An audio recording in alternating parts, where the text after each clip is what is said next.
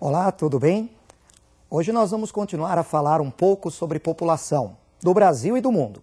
Mas hoje nós vamos tratar dos movimentos migratórios, os movimentos migratórios internacionais e os movimentos migratórios internos aqui no Brasil.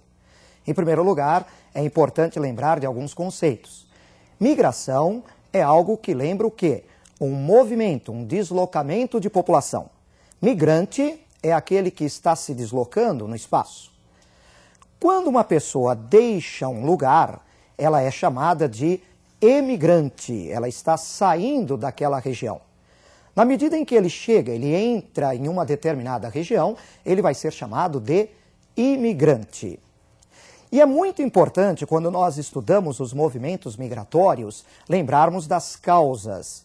Você deve perceber que há um complexo de causas explicando os movimentos migratórios. Você vai me acompanhar num quadro que nós preparamos para estudarmos como poderiam ser essas causas dos movimentos migratórios. Observem comigo na tela. Um dos tipos de causas seriam as de repulsão. As causas de repulsão explicam a saída da população. Elas estão, portanto, ligadas às áreas de emigração. Evidentemente que envolve fatores negativos que estejam levando aquela população a sair daquela determinada região. Também existem as causas de atração. As causas de atração estão ligadas à entrada da população numa determinada região. Elas estão ligadas, portanto, às áreas de imigração.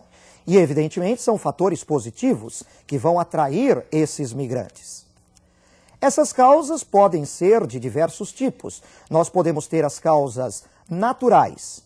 Por exemplo, a desertificação de um espaço geográfico, uma seca prolongada, um terremoto, uma erupção vulcânica, enchentes.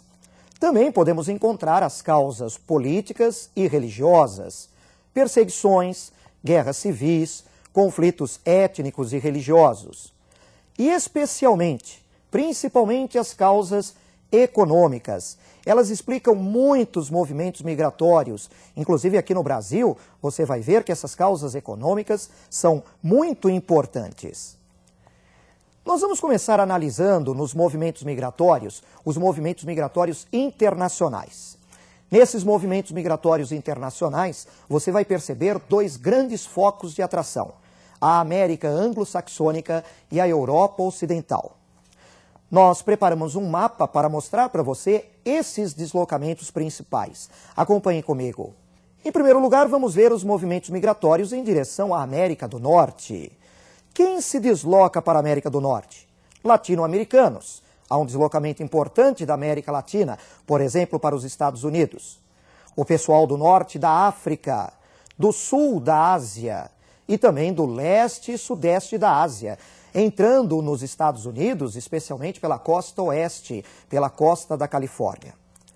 Na sequência desse mapa que você vai observar, nós temos os deslocamentos migratórios principais para a Europa Ocidental, que reúne países ricos, países que pertencem inclusive à União Europeia. Temos deslocamentos para a Europa Ocidental provenientes da América Latina, da África subsaariana, ou seja, a porção que se encontra ao sul do deserto do Saara. Também é importante do norte da África e oeste da Ásia. O norte da África se encontra muito perto da Europa, através do Estreito de Gibraltar, próximo à Península Ibérica. Temos os deslocamentos a partir do sul da Ásia e do leste e sudeste da Ásia. É muito importante não só conhecer estes deslocamentos, quais são os movimentos principais, mas as causas desses movimentos, como eu já disse. No caso desses movimentos migratórios internacionais, é importante você lembrar, em primeiro lugar, os efeitos da globalização da economia mundial, da política econômica neoliberal. Mas por quê? Dizem que esses efeitos incluem o aumento das diferenças, das desigualdades entre os países mais ricos e os países mais pobres.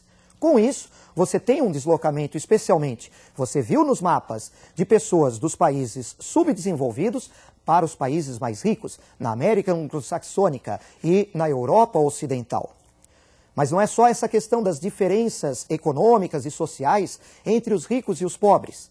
Existem aqueles que se deslocam porque estão fugindo de guerras civis, de conflitos étnicos e religiosos. É importante você lembrar, inclusive para o seu vestibular, uma agência especial ligada à ONU, o Alto Comissariado das Nações Unidas para os Refugiados.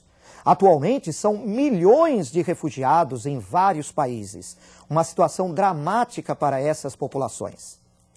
Agora, gente, via de regra, o que nós percebemos é que esses movimentos migratórios ocorrem porque essas pessoas buscam empregos, buscam melhores salários, buscam novas oportunidades de vida, um melhor padrão de vida. E por isso esse deslocamento para países ricos, Estados Unidos, Canadá, países da Europa Ocidental, Alemanha, França, Itália, Holanda e Inglaterra. Muito bem, agora nós vamos conhecer um pouco dos movimentos migratórios internos aqui no Brasil. Nós preparamos também um mapa que vai mostrar para vocês estes deslocamentos principais. Acompanhem comigo. Em primeiro lugar, nós vamos destacar os movimentos migratórios de longa distância, os chamados movimentos migratórios entre regiões.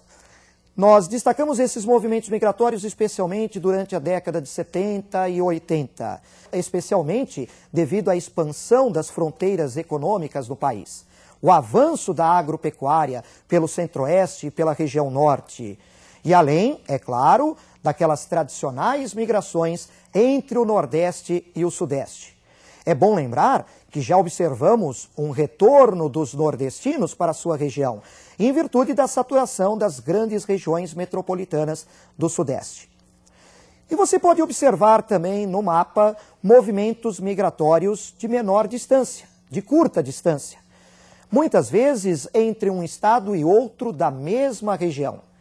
Essa é uma característica importante dos movimentos migratórios durante a década de 90. Portanto, nós observamos que ao longo do tempo há uma modificação no padrão destes movimentos migratórios. Nós podemos observar centros novos de atração, como o estado do Mato Grosso, o estado de Tocantins, o estado do Maranhão e estados da região norte, mais ao norte no Brasil, como Roraima e Amapá. Os movimentos migratórios no Brasil vêm ocorrendo há longo tempo. Nós podemos lembrar de alguns movimentos que ficaram marcantes na história do Brasil, e os fatores ou causas econômicas são muito importantes na análise desses movimentos. Vamos lembrar, por exemplo, do século XVIII, deslocamento de paulistas e nordestinos em direção a Minas Gerais. Diante da descoberta do ouro em Minas, isso foi um fato de grande atração para estes migrantes. Podemos lembrar também, no século XIX, final do século XIX, os movimentos migratórios de nordestinos em direção à Amazônia Ocidental, especialmente para o Acre, durante o ciclo da borracha.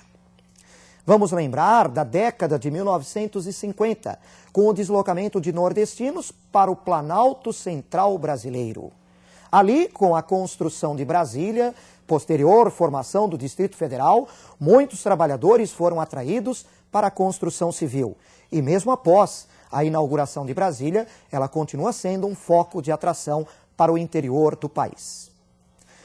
Podemos lembrar dos movimentos migratórios mais recentes, movimentos migratórios que até vêm ocorrendo há décadas, mas que ainda existem atualmente.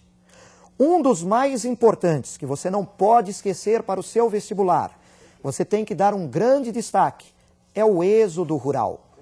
O deslocamento de populações do campo para a cidade. Veja, o campo é a área de repulsão, é a área de saída. E por que essa população sai do campo? Sai do campo devido à falta de empregos, sai do campo devido aos baixos salários. O processo de modernização na agricultura brasileira, expandindo a mecanização, também tem cortado empregos no campo. O processo de concentração de terras na área rural brasileira é importante nas últimas décadas como um fator também que expulsa essa população. E vamos lembrar da falta de infraestrutura, da infraestrutura precária no campo, o que acaba provocando também um baixo padrão de vida, uma baixa qualidade de vida. A cidade é a área de atração, para onde se deslocam esses migrantes. E por que eles se dirigem para as cidades? Fatores positivos, como, por exemplo, as atividades econômicas mais diversificadas, a maior oferta de empregos, os níveis salariais mais elevados e a infraestrutura urbana, que é melhor do que no campo, o que acaba se traduzindo num melhor padrão de vida. Outro movimento migratório interno a ser lembrado é a transumância. Palavra esquisita, que significa o quê? É um movimento temporário, ele não é definitivo. Uma vez que termina a causa que motivou a saída dessa população, ela retorna ao seu local de origem. Também conhecido como movimento sazonal, ligado às alternâncias entre as estações climáticas. Por exemplo, podemos lembrar da época das secas no sertão, que acaba prejudicando muito a produção de subsistência, de policultura e criação daquele pequeno proprietário de terras, daquele sertanejo pobre no interior do Nordeste. Nessa ocasião, ele se desloca para o litoral do Nordeste, vai buscar outras atividades, outros empregos, colheita de cana, de cacau. Quando volta a chover no sertão, terminando o período da seca, ele retorna ao local de origem. Então é um movimento temporário. Tá? Terminada a causa que motivou a saída, a população retorna ao local de origem. E para encerrar, mais um movimento migratório, que são as migrações pendulares diárias. Esse tipo de migração é muito comum nas grandes regiões metropolitanas, como a Grande São Paulo. É aquele movimento do local da casa para o local do trabalho, da periferia para o centro. Ele ocorre durante o dia, é um movimento de vai e volta. Eu sou um migrante pendular diário aqui na Grande São Paulo. Na minha atividade como professor, eu me desloco entre várias cidades. É um movimento que milhões de brasileiros fazem todo dia. É importante, então, você lembrar desses movimentos migratórios para o seu vestibular e também se manter atualizado nessa questão, especialmente quanto às causas. Muito obrigado por sua presença nessa minha aula e nós nos encontramos na nossa próxima aula. Até mais!